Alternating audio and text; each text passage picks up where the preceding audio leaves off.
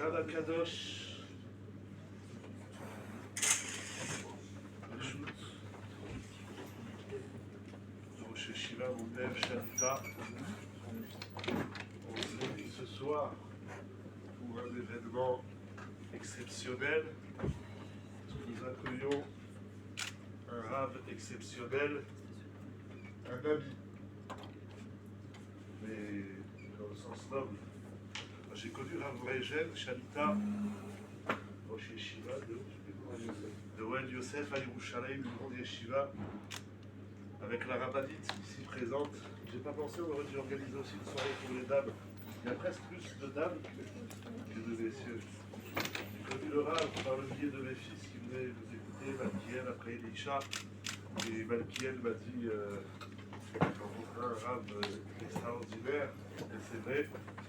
Et l'affection et l'estime va au-delà du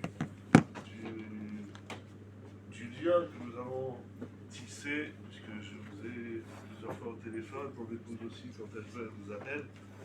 Et l'estime va au-delà de cette relation singulière, puisque le Rav a étudié 15 ans avec Rav Wolbe, Alav Shalom, c'était la Chavouta de Rav Wolbe. Et on a eu ici, moi je l'ai écouté seulement 1 an en direct, avec Aboussa, l'école Soroski, je crois, il y a plus de 30 ans. Mais j'ai pas eu la chance que vous avez eue. Et donc, depuis des années, je demande à Rav Regen, quand il vient en France, s'il peut faire un saut sur 10. Vous l'avez fait déjà il y a quelques années. Les gens sont restés marqués par votre discours. Je suis sûr qu'il y a même des gens qui peuvent répéter le discours que vous avez dit, c'était il y a à peu près une dizaine d'années. En tout cas, merci beaucoup de m'avoir contacté donc il y a à peu près 2 semaines pour dire que vous serez sur la région. Et un grand merci, vraiment Rav Regen. Merci au calme, vous avez répondu présent. Je vous dis Chazak Mou. Je vais donner tout de suite la parole à mon père Rav Bergi avant de laisser la place à Rav Regen Shalita.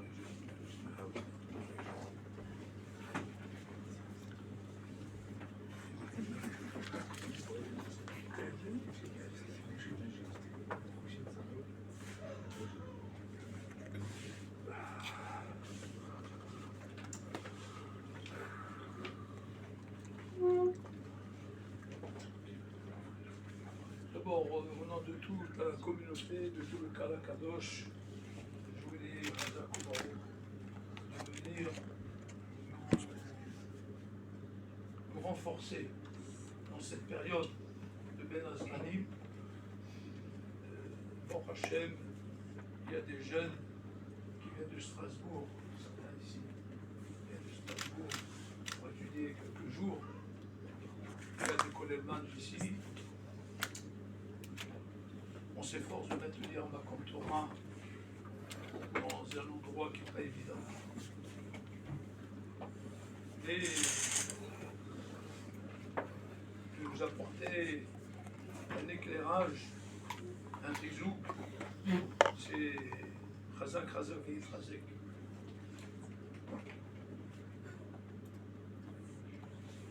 Nous sommes dans une période particulière, comme vous savez. C'est une période d'Avelout, de deuil, où il y a plein de halachot d'Avelout, plein de lois de deuil, et en même temps, le prophète, le Navi, il appelle cette période, il appelle Moed, Kara Alay Moed. Alors, Moed, c'est-à-dire c'est une fête, c'est un temps de rendez-vous, un rendez-vous. Aujourd'hui, c'est un rendez-vous.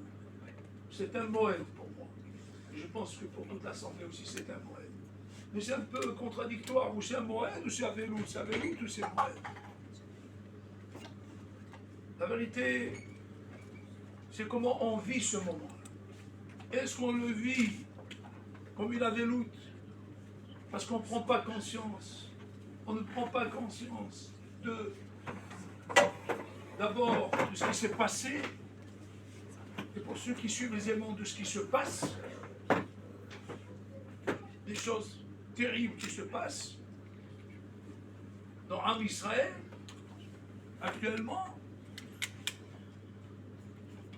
mais c'est aussi la force de la Torah qui se réveille en Eretz Israël, qui essaie de reprendre sa place. Alors, est-ce qu'on vit les événements de Tisha B'Av malheureusement à cause de nos fautes, ou bien tout le contraire? Bien tout le contraire. On va prendre conscience pour transformer ces jours de deuil, pour les transformer en un temps de rendez-vous, un temps de rizouk, et transformer ce Tisha B'Av, puisque vous savez que c'est à Tisha B'Av que le Mashiach est né, comme ça Chazal dit, ça veut dire dans la douleur, dans la souffrance, il y a l'espoir. Alors, je voudrais dire à notre ami et Rav, Rosh Yeshiva, du grand Yeshiva en Eretz Israël, merci de nous apporter un chizouk pour transformer ces jours en jours de Moed.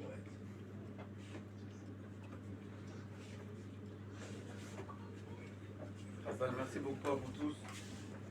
Rosh Yeshiva, Rav Agam, Rav Mergui. Et à Rav Mergui, Rav Emmanuel, que j'aime beaucoup. On parle souvent au téléphone avec votre épouse. Je vais vous dire, en réalité, j'ai des très gros Hiroshima à vous dire. Depuis 1 an et demi à la Yeshiva, avec mes élèves, en réalité, tous mes Hiroshima que vous entendez, c'est par le mérite de mes élèves. Je dis la vérité, Rav Mergui, c'est par les élèves qu'on arrive à sortir la Torah. Akadosh Baruch Hu, il vous fait sortir des Hiroshima incroyables par le mérite des élèves. S'il n'y a personne qui écoute, il n'y a pas de Torah. Vous savez ça. Vous avez l'expérience. Tous les gens qui enseignent, ils savent ça. C'est par le mérite des élèves que la Torah sort. C'est Akadosh Baruch Hu, il ne donne pas la Torah comme ça si facilement. Quand il y a un tzipur, un kal kadosh comme il y a aujourd'hui, alors il y a une Torah extraordinaire. Je vais vous dire des grands Hiroshima. Maintenant, je veux dire que Madame Elbad, Bat Sarat, il soit Elohim Nishmata, cette année. C'est bon, on peut le sens. Je crois que je vais parler fort.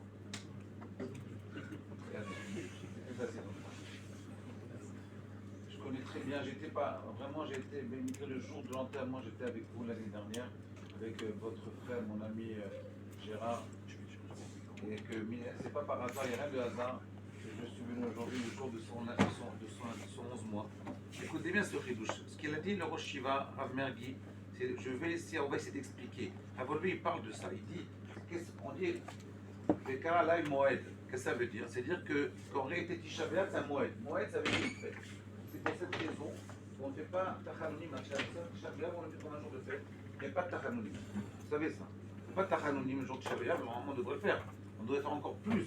Le 17 Tammuz, on fait beaucoup de Tachanonim. Beaucoup plus que les lundis et jeudis. Pourquoi on ne fait pas de Tachanonim à Tisha B'Av? Parce que c'est une fête. Une fête de quoi? C'est Moed. Alors en réalité, c'est quoi Moed? Moed, ça ne veut pas dire fête. Moed, ça veut dire un rendez-vous. Il y a deux genres de rendez-vous. Comme ça, le Rav Olbe l'explique. Il y a deux styles de rendez-vous. Il y a un rendez-vous de proximité. C'est comme un couple. Nous, et à Kadosh Baruch Hu, c'est comme un couple. Des fois, ça marche. Des fois, ça marche moins. Alors, des fois, ça marche. C'est Pessah, c'est Shavuot, c'est Sukkot. Et des fois, ça ne marche pas tellement bien. Et des fois, ça ne marche pas du tout, même. Et avec Akadosh Baruch Hu, des fois, ça ne marche pas du tout. Alors qu'est-ce qu'on fait? Au lieu de se séparer, on fait un rendez-vous. Vous voyez, très souvent, on entend des fois des couples viennent me voir, j'ai moins de temps maintenant, mais je leur dis, vous savez, allez divorcer. Avant de divorcer, on va se rencontrer. Et ils se rencontrent avec moi, je m'en vais. Je vais me promener un peu. Et des fois, ça reprend. C'est ce qu'on essaye de faire à Tisha B'Av entre nous et Akadosh Baruch Hu. Faire un rendez-vous, ce qu'on appelle d'éloignement. Et puis on appelle ça Moed de Kirouv, c'est un rendez-vous de rapprochement. Et Moed de Richou, c'est un rendez-vous d'éloignement. C'est-à-dire qu'on prend conscience à quel point on est éloigné d'Akadosh Baruch Hu. Et ce qui est étonnant, écoutez bien, ce qui est étonnant, c'est à quel point on est éloigné d'Akadosh Baruch Hu. Donc c'est une relation avec Akadosh Baruch Hu. On nous dit, pourquoi il y a eu Tisha B'Av? pourquoi le temple a été détruit à cause de Sinat Chinam. Les deux fois, c'est Sinat Chinam, à cause de la haine gratuite. Mais la haine gratuite, ça n'a aucun rapport avec Akadosh Baruch Hu. C'est-à-dire, le jour de rendez-vous, c'est comme si vous me dites, bon, je vais divorcer avec ma femme, mais avant de divorcer, on va se rencontrer. On va faire un rendez-vous. Et pendant le rendez-vous, on ne parle que de ce qui se passe avec la Cour suprême en Israël. Aucun rapport. Aucun rapport. Sinat Chinam, ça n'a aucun rapport avec la relation qu'on a avec Akadosh Baruch Hu. Alors comment ça marche? Quel rapport entre, pour se lier à Akadosh Baruch Hu, on nous dit Sinat Chinam? On ne va pas mettre Sinat Chinam à toutes les sauces. De quoi il s'agit? Écoutez bien, moi je vais vous dire quelque chose. Écoutez bien ce que je vais vous dire.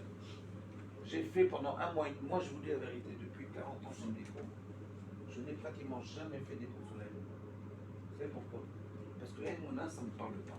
Je vous dis la vérité. Je vous dis, moi j'ai fini ma carrière, j'ai une yeshiva dans mon prochain, donc je vous dis la vérité, je ne cherche pas à faire carrière. La Emouna, j'ai du mal. J'ai du mal. Je parle, les femmes, elles ont beaucoup d'Emouna, elles aiment la Emouna. Moi j'ai du mal. Et dans les yeshivot, sachez que les bachorim yeshivot ont beaucoup de mal. Vous savez pourquoi on a du mal? Parce qu'on ne sait pas ce que c'est l'Emouna. Et je peux vous assurer, je me suis dit, je me suis pris en main il y a 2 mois. Et je me suis dit, je vais étudier chaque mot de Ravolbeu sur l'Emouna. Il y a 4 chapitres dans les choses sur l'Emouna. On charge, regardez-les doucement. Vous allez voir si vous comprenez ça. Moi, je pense que personne ne peut comprendre ça. J'ai étudié chaque mot. À chaque fois que j'étudie un mot, je prends 4-5 élèves avec moi, pas 10, et je leur lis les mots. Et je me mets tous les lundis et les jeudis, j'étudie Krivouta et Ravolbeu pendant 18 ans. Et j'ai ressenti le regesh que j'avais quand j'étudiais avec lui. Donc ce que je vais vous dire, en réalité, c'est une compréhension énorme de ce que c'est l'Emouna. Pourquoi nous on a une mauvaise compréhension de l'Emouna? Parce qu'on a été trafiqués par l'Occident, par les chrétiens, et on a une notion d'Emouna complètement différente de la nôtre. Chez nous, on pense que l'Emouna c'est quoi? Est-ce qu'on croit en Dieu? Ça n'a aucun rapport avec croire en Dieu. L'Emouna, c'est pas une question de croyance du tout, ça n'a aucun rapport avec la croyance. Croire en Dieu ou ne pas croire en Dieu, c'est la question des chrétiens. Vous savez pourquoi? C'est parce qu'en réalité, ils n'ont rien à vendre. Ils n'ont pas de Mara, ils n'ont pas Rav Shimon, ils n'ont pas Rav Robert. Ils n'ont pas grand-chose à étudier. Donc qu'est-ce qu'ils font? Ils vont parler de 2 choses, l'amour et la Emouna. Est-ce qu'on croit en Dieu ou on ne croit pas en Dieu? Déjà, cette question, croire en Dieu ou pas, c'est une question de kfira. C'est une chez nous, n'existe pas. Ça veut rien dire croire en Dieu ou pas croire en Dieu. C'est pas un sujet chez nous. Donc la Emouna n'a aucun rapport. La Gemara à la fin de Makot, elle dit Bach Bakou Vemina Lechad. Il a résumé toute la Torah en un terme. Tzadik Be'emunato Yechi. La Emouna, c'est une vitalité. Je vis la Emouna ou je la vis pas. Ça n'a aucun rapport avec l'existence. On ne parle pas d'existence à Kadosh Baruch Hu. On parle de vivre ou de ne pas vivre.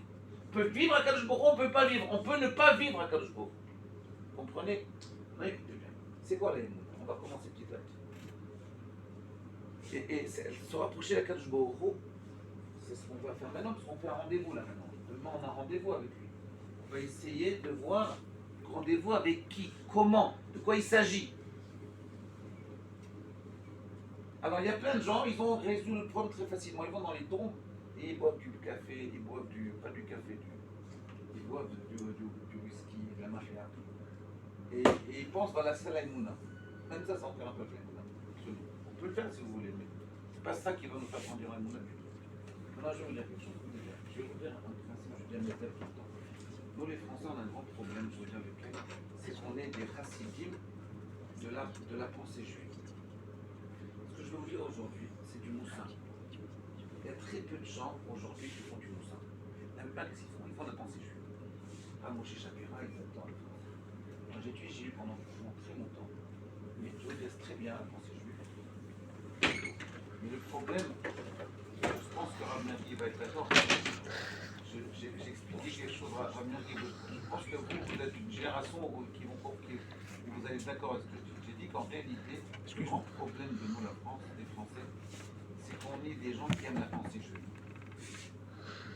Et le problème, c'est que la pensée juive, ça sert à rien. Ça sert à rien. Par les marchavot. Voilà. Nous, on veut, moi, ce que j'ai appris avec mon maître, c'est le moussard. Le moussard, c'est ce qui permet à l'homme de progresser, de grandir, de se rapprocher d'Akadosh Baruch Hu. C'est des techniques.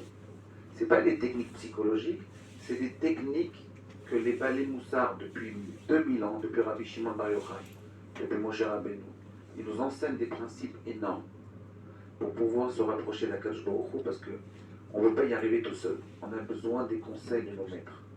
Et ce que je vais vous faire là, c'est du vrai moussard, mais du moussard pur. C'est pas de la pensée juive. C'est pas de la pensée juive, Rabbi Meir. C'est du moussard. Moussard d'après les balais moussard. Depuis Rav Israël Salanter, le Gaon de Vilna, toute cette massorette de balais moussard. J'allais dire Rabbi Raphaël Berdugo. Il y a une massorette dans le peuple juif, depuis Moshe Rabbeinu, de moussard. Alors écoutez bien, on va commencer comme ça. On va commencer par, en réalité, l'aïmouna, ça se travaille. Ça se travaille en étapes. Première étape, donc on a dit que c'est pas du tout une notion de croyance. Il n'y a pas de croyance. Il n'y a pas je crois pas. C'est pas une question chez nous. Alors comment on commence l'aïmouna? Par quoi ça commence? Alors écoutez bien les textes, il dit quelque chose d'incroyable. Écoutez bien ce qu'il dit, je vais vous poser la question.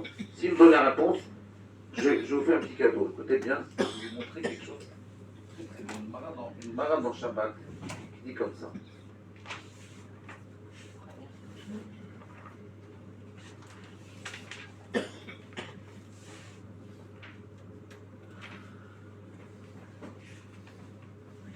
Voilà, c'est là. Shabbat, Koufiotet. La Gemara dit comme ça. Quand la on est amen bechol kocho, madame Moukaman, on a parlé de ça, je crois. Quand la on est amen bechol kocho, פותחים לו שערי גן עדן, שנאמר פיתחו שערים יהרוס כל צדיק, שומר אמונים, אל תקרא שומר אמונים, אלא שאומרים אמן. Regardez ce qu'il dit, quelque chose de très suspect. Tout celui qui répond amen en criant, bechol kocho, et Marc Loquette là-bas, discussion Rashi Tosfot.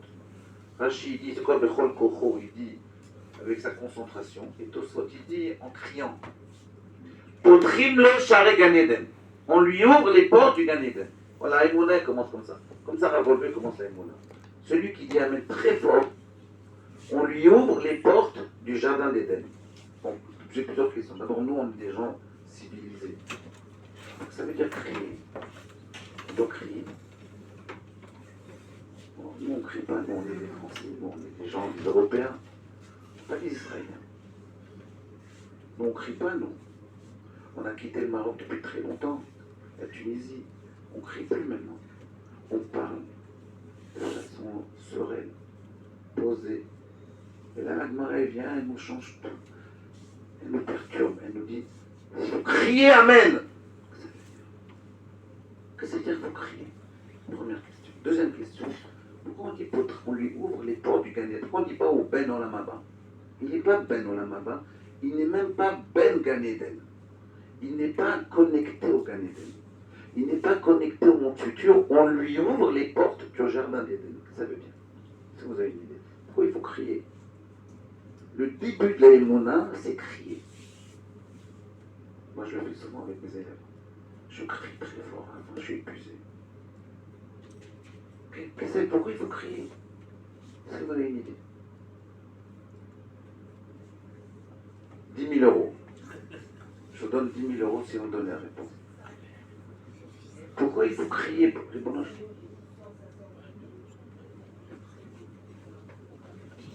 C'est pas mal. C'est pas mal du tout. C'est pas mal ce que vous dites. Ça veut dire, Ramel, vous comprenez? Ça veut dire, pourquoi il faut crier? Pourquoi le début de la Voda de la Emouna, c'est pas croire, c'est crier. Amen, yesh, mei, rabba, mevara, très fort. D'après d'autres autres. Même Rashi, en fait, il faut crier avec la kavana, mais c'est crier aussi. Pourquoi? Hein? Il faut pas se forcer de crier. Il faut ressentir de crier. C'est bien, c'est gentil. Mais là, non, il faut se forcer, parce que quelqu'un ne dit pas Ishmerabba en criant. Il faut se forcer. Il faut se forcer à crier. Je veux dire, dans la Torah, Ravolvé disait toujours En mimene va Torah. Il n'y a rien qui est automatique. Tout est un effort. En mimene, j'ai entendu cette phrase-là peut-être 200 fois.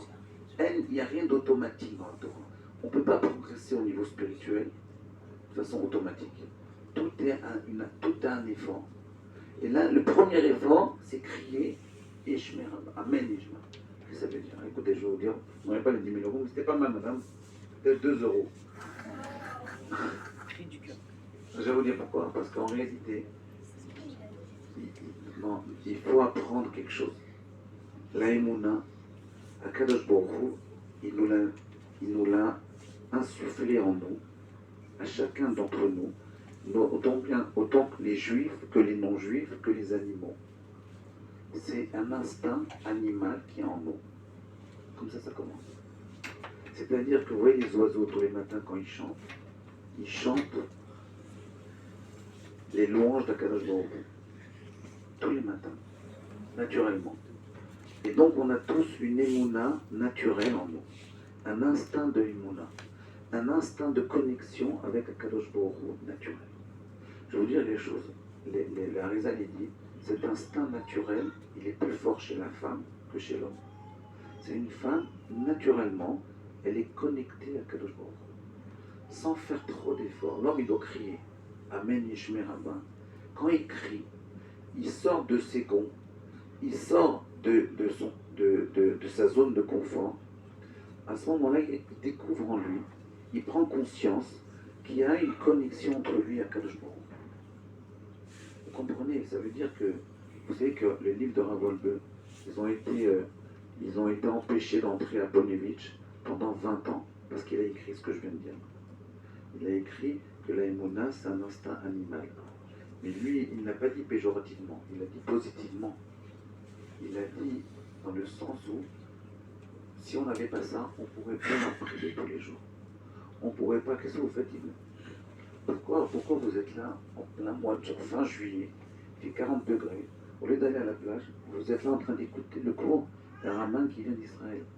Vous ennuyez dans la vie. Pourquoi vous venez ici? Vous savez pourquoi?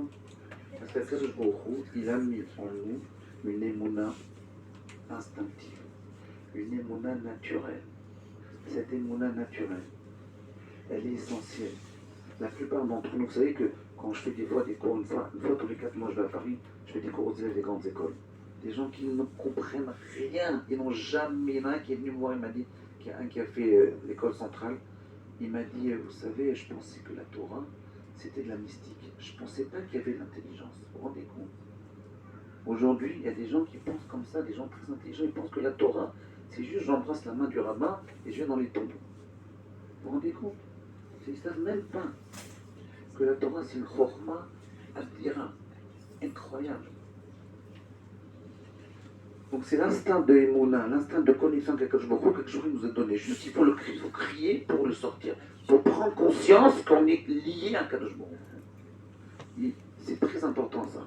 Il faut apprendre à étudier en criant. Il faut apprendre à étudier en sortant toute son énergie. En sortant sa spécificité. Tel que je suis, je crie et je amène Ishmer Abba et je réalise que Akadosh Baruch Hu, il est présent. Je réalise qu'il est au fond de moi-même. Ça se passe au fond de moi-même. C'est la connexion, elle est au fond de moi-même. D'accord? Ça, c'est le premier niveau. C'est quoi pour Trimo Sharin Gan Eden? Je vous dis que ça veut dire Gan Eden. C'est qu'il ne rentre pas dans le Gan Eden. Il ne faut pas croire, c'est pas si facile. Il ne rentre pas dans le Gan Eden. On lui ouvre la porte et il regarde. C'est comme si vous allez voir un match de foot et on vous laisse juste regarder la porte ouverte du Parc des Princes. Vous voyez? Le stade, comment il s'appelle le stade ici Voilà. On vous ouvre la porte et vous voyez les joueurs, mais vous ne savez pas les reconnaître de loin. Vous voyez jouer comme ça, les bruits et tout. Vous voyez les applaudissements, l'ambiance, mais de loin. C'est-à-dire qu'on n'est encore pas dedans. Mais on voit que ça existe. On voit qu'il y a quelque chose en nous de très fort, très grand émouna en nous. Voilà, ça c'est le début. Premier niveau de émouna. Parce que c'est ça Tisha B'Av. Il faut d'abord prendre conscience qu'il y a en nous une émouna, sinon ça ne marchera pas. Toutes les épreuves du clan Israël, comment on a pu tenir 2000 ans après ces milliers d'épreuves, ces milliards d'épreuves? C'est parce qu'il y a une émouna très très forte, ancrée en chacun de nous. Sans ça, ça ne marcherait pas. On est obligé. Donc ça, c'est la première étape, la prise de conscience. Comment on prend conscience? par ce qu'on appelle en fait Ahavat Hashem. Ahavat Hashem, c'est quoi? C'est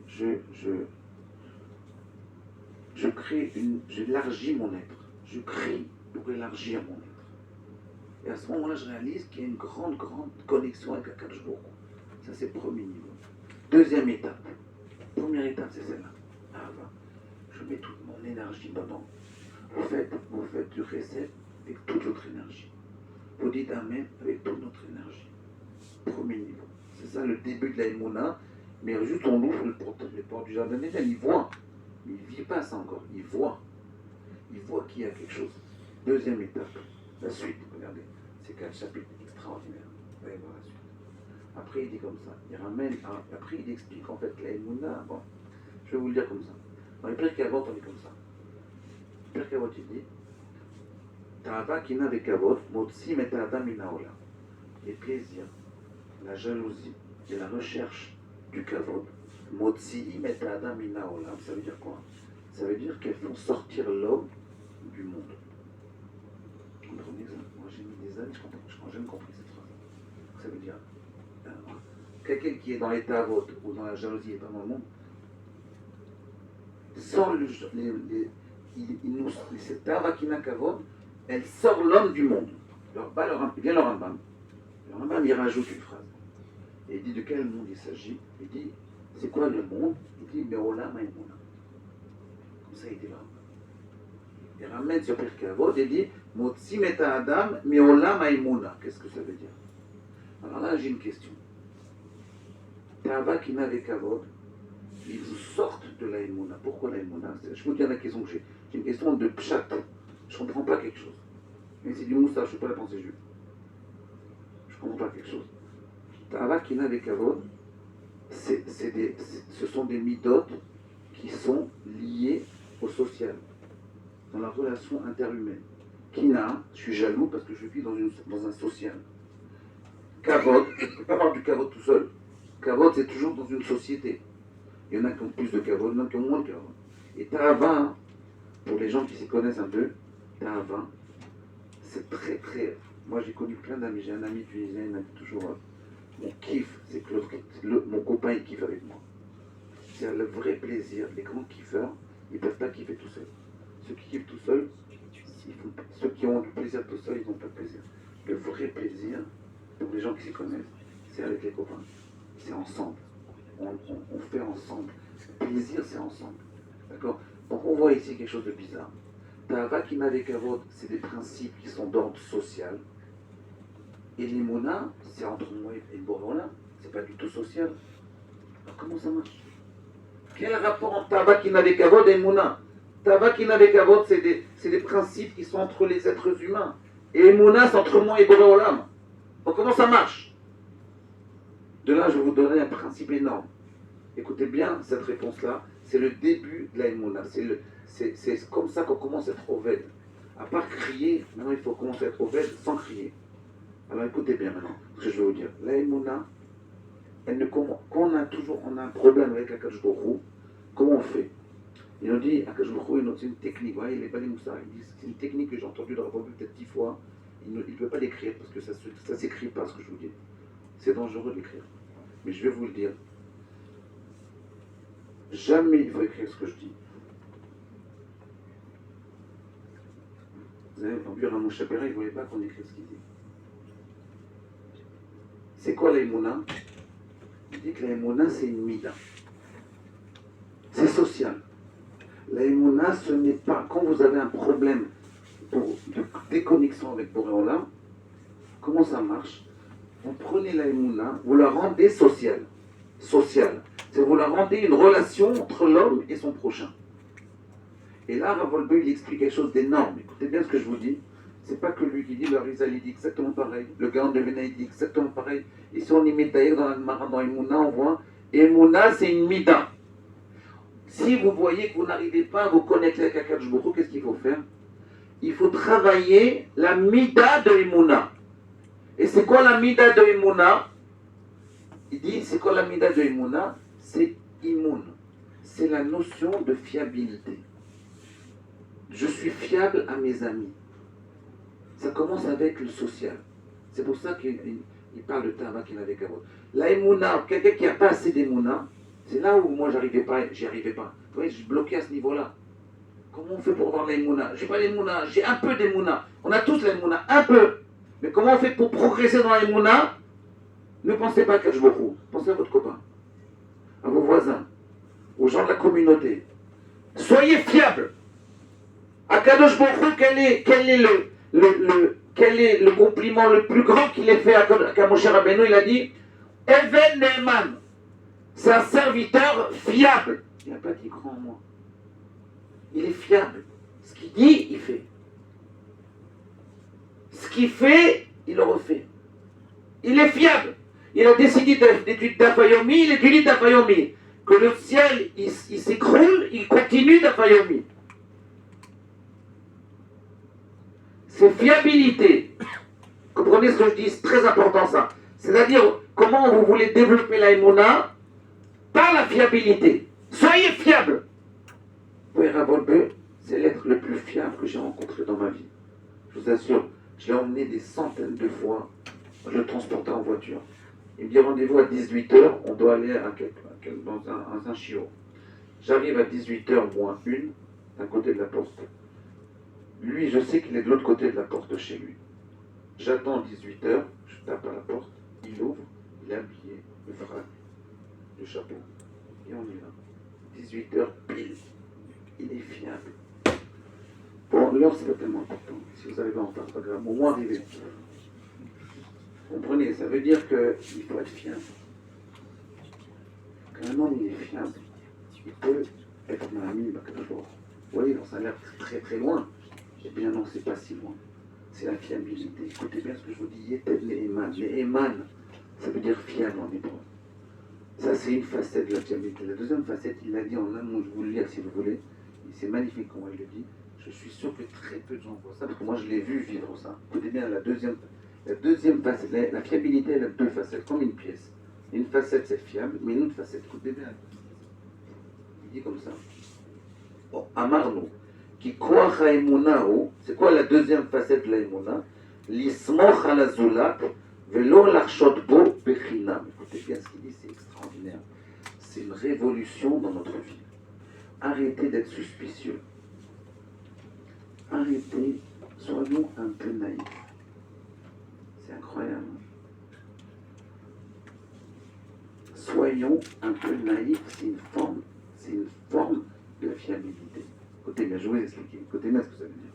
Ça veut dire qu'il ne faut pas être trop tamim. Parce que quand vous êtes trop naïf, après vous êtes déçu et après vous rejetez. Donc pas trop. Un peu naïf. C'est-à-dire que vous voyez, moi je vois par Paris par exemple, dès qu'ils voient un rave, il fuit les gens. Il veut de l'argent. Dès qu'ils voient un rabbin qui va avec un chapeau et une barbe, les gens ils partent. C'est pour ça moi jamais je demande. Parce que les gens, ils ont peur. Il faut apprendre. Il faut apprendre. Moi, avec mes élèves, je vois comment ils grandissent. C'est parce qu'a priori, j'ai confiance en eux. Je ne suis pas suspicieux. Pourtant, les Israéliens, ils sont malins. Je sais qu'ils sont malins. Je joue. Je me dis, il faut que je sois naïf avec eux et que je crois en eux. Vous comprenez ce que je veux dire? C'est énorme. Un jour, je me rappelle, un voleur m'a dit, je t'en prie, il m'a dit, essaie de me parler du bien d'un médecin. Parce que j'ai pratiquement plus confiance en lui, et si j'ai plus confiance en lui, je ne peux plus guérir. Donc je veux avoir confiance en lui. Et je n'avais pas compris ce qu'il voulait dire. C'est ça qu'il veut dire. Vous comprenez? Il veut dire ça. Il faut avoir confiance. Nous, on pense qu'on est des malins parce qu'on n'a pas confiance. Parce qu'on est un peu suspicieux. On est rajdan. Mais non, ne soyez pas rajdanim. D'ailleurs, je vois, c'est une des mitas qui est ici. Je vois comment vous recevez la rabbanie. Vous êtes tout le temps en position de recevoir sur la montagne à Nice. Vous êtes en position, c'est pour ça que ce macombe-là, il dure bien là-bas, il va durer encore des centaines d'années, jusqu'à Biat HaMashiach. Pourquoi? Parce que vous avez gardé cette fraîcheur que les jeunes ont. Vous savez, les jeunes, ils ont une fraîcheur incroyable, ils y croient encore. Ils ne sont pas suspicieux. Quand un homme déjà, il n'y croit plus, il pense que le rabbin dit ça, mais il pense à autre chose, c'est fini. On est fini. On ne peut plus grandir. Donc, les deux facettes de la Emouna, c'est dans la relation entre l'homme et son prochain. L'homme et son prochain. Vous comprenez ça? Qu'est-ce que ça veut dire? Ça veut dire qu'en réalité, il faut apprendre à être fiable. Ça veut dire fiable. Quand je fais quelque chose, je le fais à fond. Fiable avec son épouse, fiable avec son rave, fiable avec ses enfants, fiable avec ses élèves, fiable avec Akadosh Baruch Hu. Ça commence entre les hommes, les uns et les autres. Ensuite avec nous-mêmes. Parce que les gens qui ne sont pas fiables, même avec eux-mêmes, ils n'ont plus confiance en eux. Et après, ça vient avec Akadosh Baruch Hu. Oui, voilà. C'est le deuxième niveau. Ça, c'est très important parce que si vous êtes fiable avec votre prochain, après vous êtes fiable avec vous-même. C'est que vous avez confiance en vous. Et après, avec Akadosh Baruch Hu, ça se fait. C'est trois niveaux. Mais ils vont me poser la question. On dit par quoi ça commence? Avec son prochain ou avec soi-même? Ça commence avec son prochain, parce qu'avec soi-même c'est dur. Après avec soi-même, après avec Akadosh Baruch Hu. Donc c'est le deuxième niveau. Écoutez bien. Maintenant, comment on fait? Alors, comment ça marche? Oui. Comment on peut pas soupçonner celui qui est en face si en face il est lui-même pas fiable? Par Très bien. semblant, je peux le dire, mais qu'est-ce que je pense de lui? Ok, je vais dire qu'il dit pas des bêtises, mais il est un bonhomme qui fait que du cinéma devant moi. Donc comment, je peux le dire, encore une fois, Oui, le dire c'est très facile. vous avez raison, moi je le vis tous les jours, ça, vous avez raison. Vous avez raison. Moi avec les élèves, des fois je vois, ils me disent, ah, je vous assure, demain je viens à la file, c'est sûr. À 7h, si vous voulez même, je vais réveiller tout le monde. Vous n'en réveillez personne, bientôt. Le lendemain, à 7h, il n'est pas là. À 8h, il n'est pas là. À 10h, il n'est pas là. 11h30, il arrive avec la tâche de l'oreiller. Là. Alors qu'est-ce que je vais dire? Je vais dire, bon, va-t'en. Je ne veux pas dire va-t'en. Donc on est obligé d'y croire. Oui. Et quand vous y croyez, eh ben, ils finissent par y croire eux-mêmes. C'est ça le chinois. Quand vous croyez en eux, même si... Maintenant, je vais vous donner un conseil. N'investissez pas d'argent chez lui. Ne mettez pas de l'argent dans des gens que vous savez un peu suspects. Mais croire qu'ils vont réussir, ça ne vous permet rien. Vous pouvez toujours y aller. Vous comprenez? Ça veut dire qu'il faut garder un peu cette fraîcheur et de regarder le monde de façon comme le rabbin qui je vois comment vous regardez ici les gens, toujours positivement. Toujours dire positivement. Vous savez, quand je suis venu à l'aéroport là hier, j'aime bien m'arrêter des fois je regarde chez les rabbins les petits films là sur. Il y avait un moment, ils ont filmé là-bas, le truc rabbin là-bas à l'aéroport, ils ont filmé un rendez-vous entre Mordechai Eliyahu et Rabban, et le rabbi Novaïs. Vous savez ce qu'il a dit, il lui dit à Rabban, il dit maintenant c'est on entend Mashiach. Nous on a fait ce qu'il fallait faire. Nous on a fait tout ce tchouva. Quel tchouva? De quoi il parle? Il a dit nous on a fait tout ce tchouva. Maintenant c'est que Dieu, on attend Dieu qui vienne. Nous on a fini, nous on a fait notre travail. Nous on a fait notre travail. Comme ça ils voient, positivement. Nous on a fait notre travail. Allez vous promener un peu à Tel Aviv. Maintenant. Quel travail on a fait? Non, nous on a fait notre travail. Maintenant ça cache beaucoup. Vous voyez comment il voit? C'est très fort. Je ne suis pas rabbin, mais c'est très fort ce qu'il a fait. Ça veut dire qu'il regarde toujours, moi je dis toujours à mes élèves, vous êtes les meilleurs. Vous êtes des bombes. Vous avez étudié de façon magnifique. Les 3 mois qu'il y a eu, c'était magnifique. C'était pas si magnifique que ça, mais c'était magnifique. Il faut toujours regarder positivement. Voilà, ça, c'est un principe. Même avec nos enfants, c'est comme ça. Pour qu'ils réussissent, regardez positivement. Oubliez ce qu'ils ont fait, les problèmes, et regardez positivement. C'est très dur, ne croyez pas, c'est très dur. Et c'est pas du mensonge. C'est pas du shaker. C'est regarder l'avenir. C'est pas du shaker parce que vous regardez en long terme. Vous voyez, il ne faut pas regarder ce qu'on... Il faut être petit, il faut être grand là-dedans. Maintenant, regardez bien, je vous pose une question maintenant. La question que j'attendais que vous me posiez, comment on fait pour être fiable? Comment on fait? On n'est pas du type, il n'est pas fiable. Qu'est-ce que vous voulez qu'il fasse? Il n'est pas fiable. Comment voulez-vous qu'il arrive à devenir fiable? Parce qu'on ne peut pas être ma'amine si on n'est pas fiable. Voilà, c'est ça le principe. C'est ça qu'il dit à Ravolbe. C'est pas que lui il dit, tout le monde dit ça. Lui il le dit précisément et en cachant un peu ses mots parce qu'on ne peut pas le dire. Parce que si on parle trop de ça, les gens vont dire alors non, c'est pas l'aïmouna. Oui, c'est l'aïmouna. On commence par l'aïmouna naturelle. Après, fiabilité. Comment on travaille sur l'aïmouna? Est-ce que vous connaissez quelqu'un qui dit moi ce matin, je ne vais pas être fiable? Voilà. Je décide, je ne suis pas fiable. Personne ne dit ça. Moi, je décide, aujourd'hui, je vais faire plein d'avérotes. Vous connaissez des gens qui disent ça? Personne.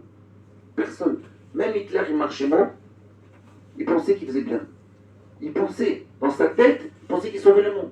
Il n'y a personne qui dit, maintenant je vais faire le mal. Tout le monde pense qu'il fait le bien. Donc comment voulez-vous qu'on travaille sur la fiabilité? Tout le monde pense qu'il est fiable. Est-ce que vous pensez que quelqu'un, il va dire, aujourd'hui je ne suis pas fiable? Aujourd'hui, je ne vais pas me lever le matin à Tfila. Non. Pourquoi il ne se lève pas le matin? Il est fatigué. Il faisait chaud hier soir. Moi, je voulais me lever, mais je ne peux pas. Alors, comment on fait ça? Comment on fait pour travailler? Comment un homme, il devient pas fiable? Puisque tout le monde va être fiable. Alors, il faut savoir, quand un homme, il fait des avéros, ou quand un homme, il n'est pas fiable, c'est pas lui qui décide. Ouais, ça, c'est un principe, il faut savoir. Ça vient pas de lui. D'où ça vient? Il y a énormément de comportements qu'on a qui viennent de l'homme sans qu'il le veuille, indépendamment de sa volonté. C'est-à-dire qu'il y a énormément de comportements qu'on ne contrôle pas. Quand vos enfants, des fois, ils ne font pas ça, et ils le font. Vous croyez que je ne comprends pas, je ne dis pas faire, oui, mais c'est pas, ils ne décident pas. C'est sorti de lui-même. Et c'est pas lui qui décide. Et nous tous, on est comme ça. D'où ça vient? Et là, je veux dire, c'est ça le pshat en Pirkei Avot. Il dit Tava qui n'a kavod motim et adamina olam, que ça veut dire. C'est-à-dire que quand l'homme il vit dans Tava qui n'a kavod, c'est-à-dire que ça veut dire Tava, je traduis en termes d'aujourd'hui. Tava qui n'a kavod, ça veut dire Tava, c'est je tire la couverture vers moi. Kina, je veux avoir ce que l'autre a. Kavod, je veux qu'on me fasse du kavod à moi. Quand un homme il vit dans ces principes, donc ça veut dire quoi? C'est-à-dire que le centre d'intérêt de sa vie, c'est lui. C'est lui-même. C'est ça, non, ça veut dire. C'est lui. Mais quand un homme il vit que pour lui-même, il n'est jamais satisfait.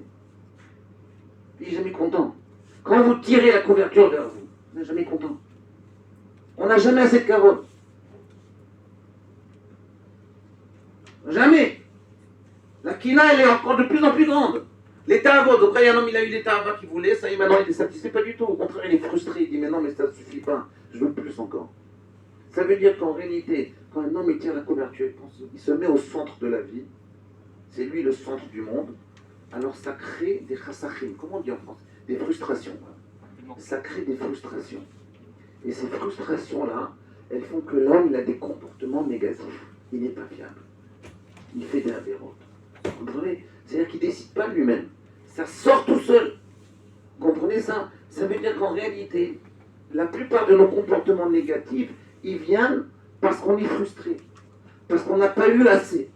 Donc qu'est-ce qu'il faut faire? Il faut arrêter de penser à soi. Et penser à l'autre. Je vais faire un switch. Au lieu de penser que je vais avoir du kavod de moi, je vais faire du kavod à l'autre. Je vais faire du kavod à l'autre. Vous comprenez? Au lieu d'être jaloux, je vais essayer de faire en sorte que l'autre ne soit pas jaloux. Comprenez? Ça veut dire qu'en réalité, il faut apprendre, c'est un principe énorme ça. Ça veut dire qu'en réalité, la plupart des actes qu'on a en nous, comment on fait ça? Comment faire pour arriver, écoutez bien ce que je vais vous dire, comment faire pour arriver à ce qu'on ne soit pas frustré? Alors, le Rav Wolbe, c'est le 3e chapitre. Il dit, je vous ai résumé tout là. Il dit, comment on fait pour arriver à ce principe-là d'enlever les frustrations? Comment faire pour arriver à ne plus penser à soi-même? C'est très difficile comme ça. Il dit, il faut maintenant une mida qu'on appelle Yirat Shamayim. Écoutez bien ce qu'il dit. Il dit, c'est Yirat Shamayim. Voilà, c'est quoi Yirat Shamayim? Il ramène un verset de la Torah qui dit, Vayar Hashem et Ayad Agedolam. Vayir Oam et Hashem. Le peuple a eu peur de Dieu. Vayaminu Bashem ou Moshe. Le peuple a eu peur d'Akadosh Baruch Hu. Et après, ils ont cru en Akadosh Baruch Hu. Après, ils ont eu la Emouna. Tous les textes demandent, je comprends pas. D'abord, on a Emouna, puis après, on a peur. Pourquoi on dit qu'on a peur avant? Normalement, la Emouna, c'est quoi? La Emouna, c'est je crois. Hein? Et après, j'ai peur. Je sais que ça existe. Après, j'ai peur. Lui dit non. D'abord, tu as peur. D'abord, tu as peur. Ensuite, tu crées la Emouna. La Emouna, c'est une conséquence de la peur. Vous avez compris, non? On va essayer de comprendre maintenant. Vous voyez, on a commencé par Ahava. La Emouna est terminée par Ira. Vous voyez, on commence par Emouna, termine par ira. On va essayer de comprendre ça. Qu'est-ce que ça veut dire j'ai peur? On va essayer de comprendre qu'est-ce que ça veut dire j'ai peur. Je vais vous raconter une histoire une fois. J'étais avec Rav Goldberg. Et je lui dis comment faire pour grandir en spiritualité. Je posais la question, je me rappelle, j'étais dans ma voiture, j'ai une petite voiture Bordeaux, Peugeot Bordeaux. Je ne sais pas si tu l'as connue, Rabbi Emmanuel. J'ai accompagné Rav Goldberg partout avec cette voiture quand j'avais 20 ans. Et je ne laissais pas les autres rentrer. Je voulais écouter de lui parce que quand il y avait d'autres personnes, il ne parlait pas. Quand j'étais avec lui, je l'allumais un peu. Sa femme me disait toujours, il m'aimait bien parce que je ne lui parlais pas comme tout le monde. Je lui posais plein de questions. Les gens, ils avaient honte de lui parler. Moi, je faisais un peu l'abruti, je lui posais plein de questions. Je lui dis, comment on fait pour grandir? Il réfléchit un jour, il m'a dit qu'il faut souffrir. Il faut des souffrances. Chamichement. Des souffrances. Il y a des souris. Il dit, quand les souris, on grandit. Je dis, mais ça, on peut pas, il n'y a pas une technique, parce que nous, on ne peut pas, nous, on est Sfaradim, on ne peut pas nous trop dur pour nous souffrir. On veut des choses plus sympathiques. Il m'a dit, alors, il faut Yirat Shamayim. Vous avez imaginé. Yirat Shamayim, c'est à la place des souffrances.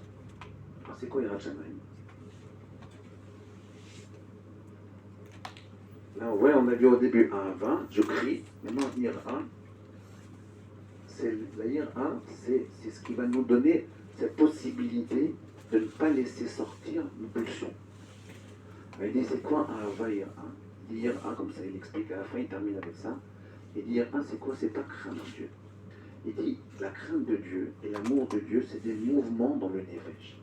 Écoutez bien, c'est quoi des mouvements? C'est-à-dire qu'il y a des mouvements. Le Nefesh, il a un mouvement. Yira, c'est je me retiens. J'ai envie de crier sur mon fils, je me tais. Vous savez pas, toute ma vie à l'Yeshiva, c'est je me tais. Vous savez ce que je fais? Si vous voulez, je fais plein de cours. Je crie et tout. Mais le plus dur pour moi, c'est de me taire. Je vois des choses, je sais des choses, je me tais. J'ai envie de faire quelque chose, je ne bouge pas. C'est ça, Yirat Hashem. C'est-à-dire que le plus grand avoda d'Hachem, c'est je me rétracte. J'ai envie de faire, je me tais. Rav Emmanuel. Des fois, vous savez des choses. Vous taisez. Rien, faites rien. Sheb et Atas. Ça, c'est Yira. Ava, c'est le contraire. Je m'élargis. Vous voyez, je m'élargis. Donc là, l'aïmona, c'est quoi? C'est je commence. Écoutez bien. C'est une harmonie entre Ava et Yira. C'est-à-dire entre rétraction, contraction, extension. Je me retiens des fois, et des fois je m'éclate. Des fois je crie, des fois je me tais. Vous comprenez? C'est comme cette phrase. Il faut faire extension, rétention. Extension, rétention. C'est le rythme de la vie. Quand un homme il sait vivre comme ça, un va, des fois qui pour, vous taisez. Des fois, vous criez. Ouais, je crie. Et des fois, je me tais. Des fois, il faut arriver, je n'ai rien, je ne peux rien dire. Rien faire.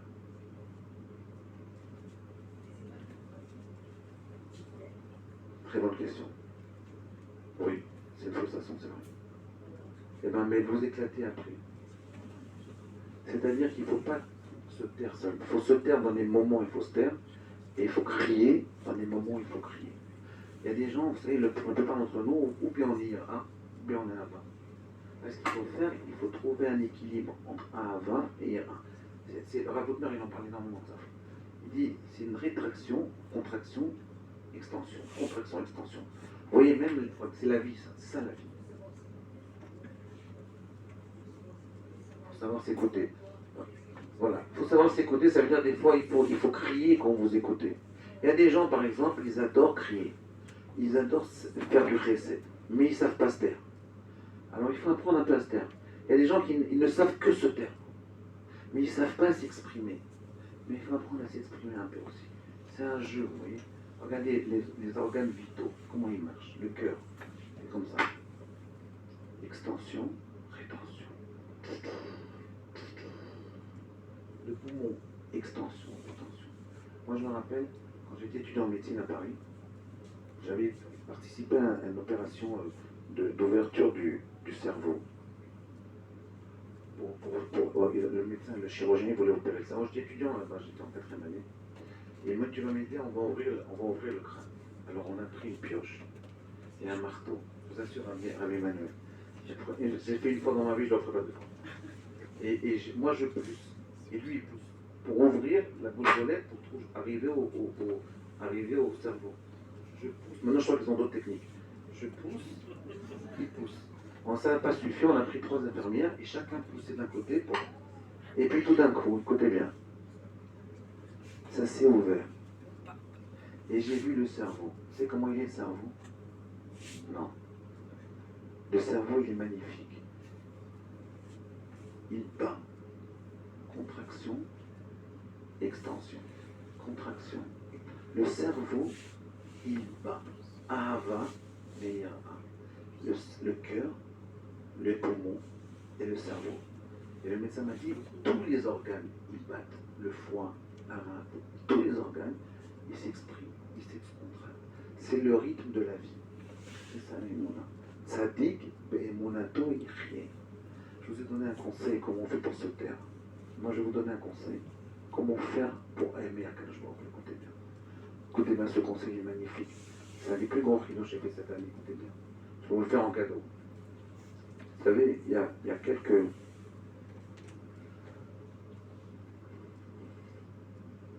En fait, c'est venu d'un Rambam. Je vais vous le dire en 2 mots. Vous avez compris, non, je résume tout ce que j'ai dit pour l'instant. Ça commence par, je crie à Ava, et après, je me retiens dans certaines situations. Et ces 2 mouvements, Ava et A, ça permet d'être Mahami, d'Akadosh Baruch Hu, et comme ça, on peut se rapprocher par un petit chapeau. Maintenant, comment on fait Ava? Une vraie Ava. Une Ava liquide, pour ne pas être frustré. Parce qu'en fait, c'est la question que vous avez posée, pour ne pas être frustré. Comment on fait? Alors, Rabbi, il ramène un Rambam qui dit comme ça, qui dit qu'en réalité, la plupart d'entre nous, on n'est pas l'Ishma. Il dit, mais si on fait une mitzvah Ishma, alors on est Ben Olamaba. Une fois. Ben, je termine avec ça. Une fois, on fait une mitzvah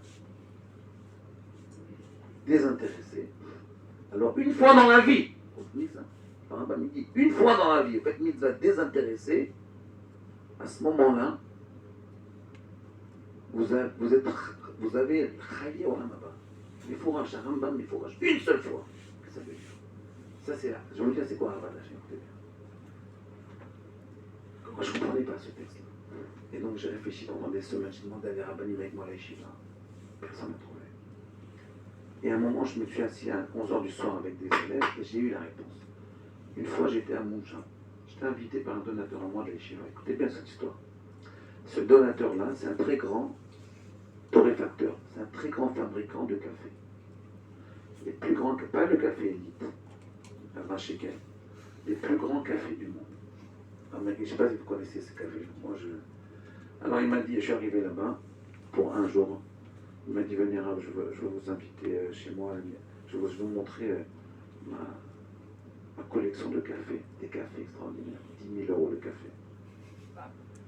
Et il me dit, est-ce que vous permettez, faites-moi plaisir, je vais vous faire un café. Je suis d'accord. Et il prend un paquet plein de poussière, il le déchire, il sent du café, sous vide. Il le met dans une boîte pour le moudre, c'est des grains de café. Il le met dans une boîte pour le moudre. Et il y a une vieille machine, très vieille machine, qui sentait le bois. Et donc il moule le café. Après il prend le café. Il le met dans une cafetière, une énorme cafetière. Et il me fabrique du café. Écoutez bien. Et après, il arrive après 3 quarts d'heure. Il me donne un petit café, c'est 2 centilitres. Vous voyez, un petit peu de café. Dans une tasse comme ça. Ouais, après, comme ça, le café et la tasse. Et il y avait une belle odeur qui sortait. J'ai pris le café. Qu'est-ce que j'ai fait? Non, pas du tout. Non, pas du tout. J'ai pris le café et j'ai fait quelque chose de bizarre. J'ai pris une cuillère de sucre et j'ai mis dans le café. Il m'a dit, il a fait comme ça, il a fait comme ça. 3 quarts d'heure, il prépare le café. Il m'a dit, tu m'as détruit le café. Pourquoi? Parce que, écoutez bien, pourquoi? Écoutez bien. Parce que j'ai détruit le café. Parce que, vous savez pourquoi? Écoutez bien, c'est ça, Haravad Hashem. C'est quoi Haravad Hashem? C'est que nous, on était drogués au sucre. On ne boit que du sucre. On ne mange que du sucre ou du sel. On ne sait pas goûter le vrai goût des choses. Vous savez, le café, il a un goût. La mitzvah, elle a un goût. Et comme le café, des fois, le goût de la mitzvah, il est un peu amer. Mais c'est le vrai goût de la mitzvah. Les professionnels du café, ils goûtent le café. Moi, je ne goûte pas le café, je goûte le sucre. Moi, ce que je kiffe, c'est les sucrètes. C'est le sucre. Le café, je ne sais pas de quoi il s'agit. Les choses vraies, les choses vraies, les mitzvot, vous savez, vous voulez Avat Hashem, apprenez à goûter les mitzvot sans le sucre, sans l'intérêt. C'est très difficile. Vous faites la mitzvah et vous la goûtez. C'est un peu amer au début, c'est comme le bon vin. C'est amer, mais c'est le vrai goût du vin. C'est le goût du Olam Haba. Parce que le goût du vin, le goût de la mitzvah, pourquoi il est un peu amer? Parce que c'est pas un vin, ce n'est pas une mitzvah, le vrai goût de la mitzvah. Elle n'est pas apte à ce monde-ci. C'est pour ça qu'il n'y a pas de sucre dans la mitzvah. C'est un peu amer, mais c'est le vrai goût de la vie. C'est ça la vie. C'est le goût de la mitzvah. Il faut apprendre, si vous voulez être à peine au Lamaba, c'est ça Avat Hashem. Apprenez à goûter la mitzvah. Vous préparez Shabbat. Des fois c'est fatigant. Vous êtes d'accord, c'est fatigant de préparer Shabbat. Il fait 40 degrés à l'ombre. C'est fatigant de préparer Shabbat. Arrêtez-vous 2 secondes et goûtez le goût de la préparation de Shabbat. Pas le goût de poisson. Le goût de préparer Shabbat. Le goût d'être manière de filer. Le goût d'allumer les bougies de Shabbat. Il y a un goût. Il y a un goût. C'est ça, Avat Hashem. C'est apprendre à goûter les choses sans ajouter le sucre. En réalité, nous, les mitzvot qu'on fait, on ne fait pas d'intérêt. On a tout intérêt. Que tout le monde dise « Ah, elle est très très bonne cuisinière », ça. C'est bien aussi. Il faut le faire, parce qu'on a besoin de ça. Parce que c'est ça le lolishma. Mais on a besoin aussi de goûter le vrai goût de la mitzvah sans l'intérêt, sans le sucre. Si vous savez faire ça, vous avez Avat Hashem. Vous voyez, je me retiens, pour ne pas être frustré, apprenez. Il faut du temps. Si on court, ça ne marche pas. Fermez les portables. Arrêtez de courir. Et prenez la mitzvah. Goûtez-la. C'est un goût de Olam Haba. C'est le vrai goût de la vie. C'est comme ça qu'on apprend à grandir et à aimer Akadosh Baruch Hu. Les Zot Hashem, voilà, 10 000 euros, vous ne les avez pas eu. Les Zot Hashem, que vous ayez beaucoup de brachot, qu'Akadosh Baruch Hu, il soit avec vous à chaque instant. Et que, voilà, je ne sais pas si j'étais assez clair, parce que j'ai dit énormément de choses.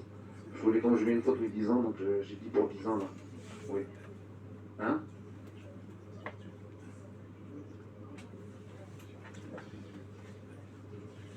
Très bien, vous avez raison. Vous me dites, tout le monde, plein de gens me posent cette question. Du coup, je l'ai fait plusieurs fois. Je vais vous dire quelque chose. Quelqu'un il m'a dit un jour, moi je suis le cali, j'ai aucun intérêt, je le fais pour ma mère. Mais ma mère, c'est un intérêt. Sans intérêt, c'est-à-dire, je le fais nettement que pour la mitzvah. La mitzvah, elle a un goût sans le sucre. Le café, il a un goût sans le sucre.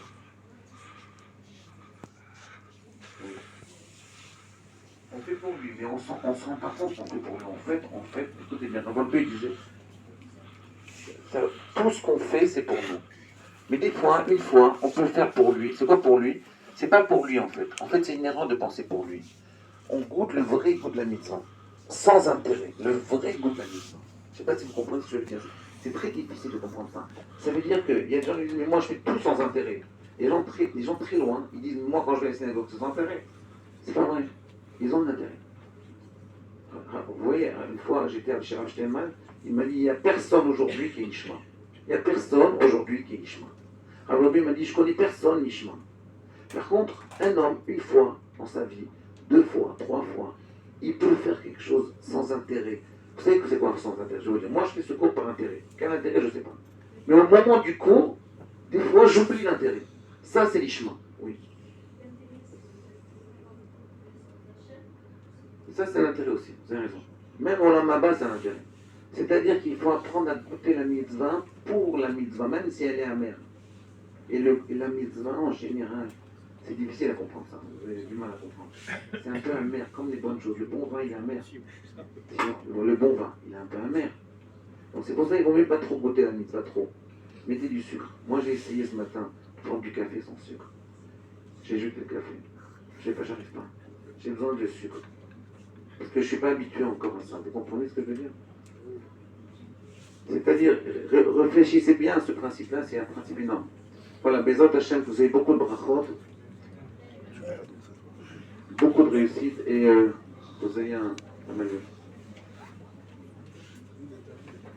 Voilà, j'ai fini.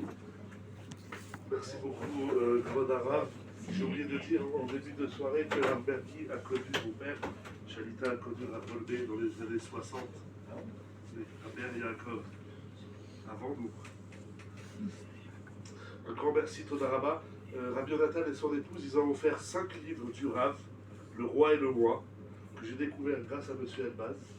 On n'en a que 5. Ils sont à 25 €. Les bénéfices sont pour le Rav. Le Rav ne m'a rien demandé. Ni 1 €, ni l'essence, ni le voyage, ni rien du tout. Donc voilà, il y a 5 livres, si tu peux me les donner. Ils sont à 25 €. Donc les 5 premiers, ils ont, ou premières, ont le scoop de l'acheter. De même, on fera un appel, les gens qui veulent nous aider à remercier le Rav. Voilà, pour le Sefer du Rav, Chazak ou Baruch. C'est le cadeau qu'on vous fait. Voilà.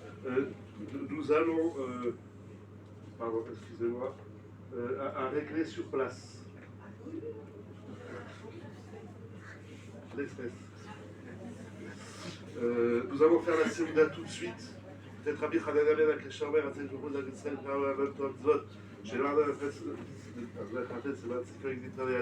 on va dire Kadesh à Israël, on va faire les brachot et on fera arbitre suite aux brachot.